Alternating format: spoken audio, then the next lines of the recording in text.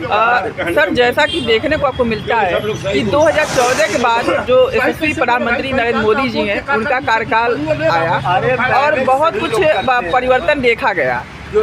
और जिस तरीके से पहली बार उनकी पूर्ण बहुमत की सरकार बनी, दूसरी बार और भी पूर्ण बहुमत से आई, लेकिन ऐसी क्या वजह रह गई कि इस बार 240 पे भाजपा सिमट गई और कहीं ना कहीं उनको ये जो मुंह की खानी पड़ी है उत्तर प्रदेश से खानी पड़ी।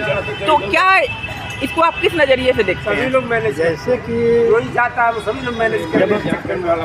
सारी पार्टियां जो एक संगठन बना ली, एकजुट हो गई और एक झूठ का सहारा ले ली कि संविधान को बदलने जा रहे हैं जी। तो जो कम पढ़े लिखे थे या पढ़े भी लिखे थे तो उनको ये हुआ कि 400 पार मांग रहे हैं, इसका मतलब संविधान बदल देंगे। एक झूठ का अफवाह की बाजार गर्म दी गई और उसी में लोग फंस गए। अभी जो उसके बाद से जो चुनाव हुए हैं यूपी में हर जगह, अब देखिए वो झूठी बाजार खत्म हो गई, अब हर जगह भाजपा की सरकार। लेकिन सर, अगर देखा जाए ध्यान से तो कहीं ना कहीं आप खुद न्यूज में और सभी जगहों पे देखेंगे तो भाजपा के कुछ मंत्री थे जिन्होंने ऐसा बात मीडिया के सामने आकर बोला कि 400 पार करिए तो संविधान बदल देंगे। एक दो मंत्री रहे, मंत्री नहीं थे वो कुछ नहीं थे। जो अयोध्या का जो कैंडिडेट थे सिंह साहब, वो गलती से ये बोले कि संविधान में सुधार करने का एक मौका मिलता है। वो संविधान बदलने की बात तो कर नहीं सकते हैं, सुधार की बात की है। तो उसको अफवाह के रूप में ले लिया गया। एक आदमी और बोला कहीं तो उसको एक अफवाह बना दिया गया, अफवाह की वजह से इसको प्रचारित किया गया और गरीब तबके में SC/SC में ये संदेश गया कि तो अम्बेडकर के खिलाफ बोले लोग। अम्बेडकर का एक भावना लेके वो सब पलट गए, वोट कम मिला। अब उसके बाद देखिए जब ये बाजार खत्म हुई तो आदमी को समझ में आ गया कि गलत हम लोग किए हैं। अब उसका जहाँ जहाँ चुनाव हुआ है, महाराष्ट्र, वहाँ पर यहाँ पर दिल्ली में हुआ, हर जगह भाजपा के। अभी यूपी का देखिए 9 में 7 सीट जीते हैं सर। लेकिन दो वजह, अगर 240 पे भाजपा वहाँ पे आई तो ऐसी क्या वजह रही जो यशस्वी प्रधानमंत्री नरेंद्र मोदी जी हैं वो सबको समझाने में 2 बार कामयाब हो चुके थे और दलित जो था, SC जो था, वो भाजपा को वोट दे दिया। गरम बाजार झूठ का चला तो कि मोदी जी समझा ही नहीं पाए झूठ को, संविधान बदल देंगे। अब अम्बेडकर के खिलाफ बोल रहे हैं, अम्बेडकर के खिलाफ बोल रहे हैं। अब आपसे नहीं पूछ रहा, हम बोल रहे हैं। अभी सर अमित शाह जी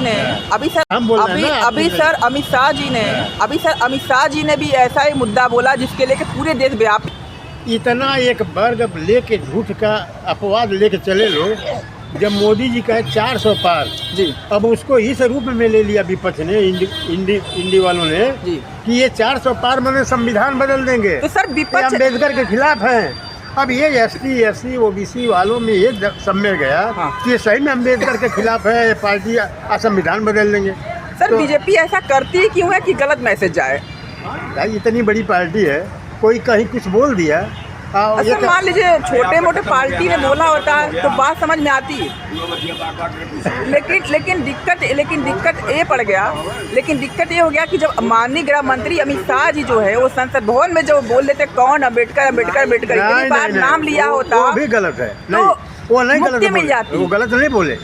वो ये बोले कि बार क्यों भाई साहब, वो ये बोले कि बार जो है पार्टी जो है कांग्रेस ने अपमान किया अम्बेडकर का।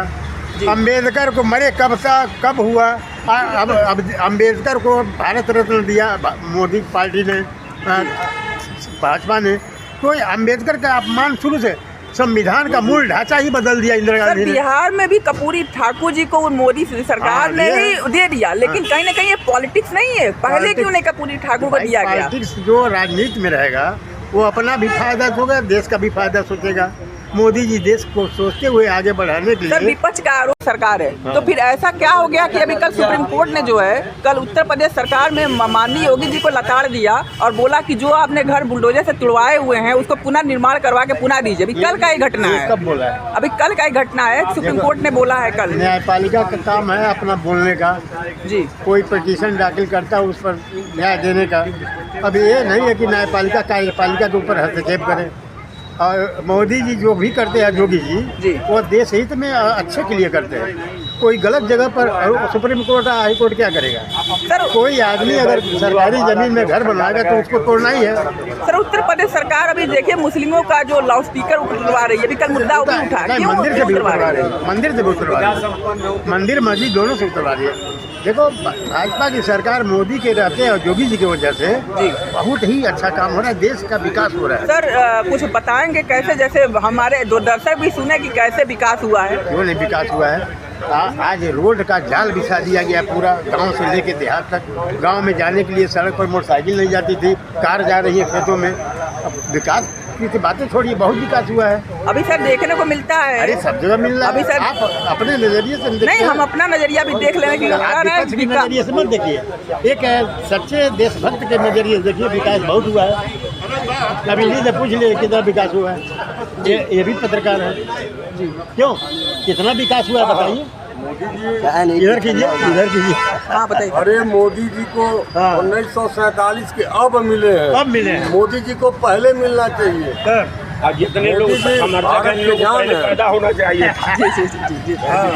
और बल मिला होता। अरे उनका और रहा सवाल हमारे महाराज जी को, अरे बाबा के मत, हमारे महाराज जी मोदी जी के ही कार्यक्रम पर चल रहे हैं। देखिए गोरखपुर में क्या था, महाराज जी ने क्या नहीं कर दिया। योगी जी मोदी ने देश को बना दिया है। अभी कल सुप्रीम कोर्ट ने उनको लताड़ भी लगाई हुई है योगी जी को कि आप जो है जिनके घरों को तोड़वा दिए हैं उनके घरों को पुनः निर्माण करवा के दीजिए। आप सुप्रीम कोर्ट के आदेश का हनन नहीं कर सकते हैं। सुप्रीम कोर्ट कुछ भी बोलेगा, आप तोड़वा। अच्छा क्या भाई साहब, हमारे पुरखों ने रोड में जमीन बना लिया, हमारा मकान गिर गया, तो इसमें महाराज जी का क्या दोष है? तो सुप्रीम कोर्ट ने ऐसा क्यों लताड़ लगाई? अरे सुप्रीम कोर्ट, अरे भाई आदेश है, सुप्रीम कोर्ट कुछ भी कर सकता है। सुप्रीम कोर्ट माने कहा है, जब पब्लिक देखे है ना, जो गलत रही है तो गलत हो ही उनके साथ। अगर अच्छा होता तो उनका काहे मकान गिरा?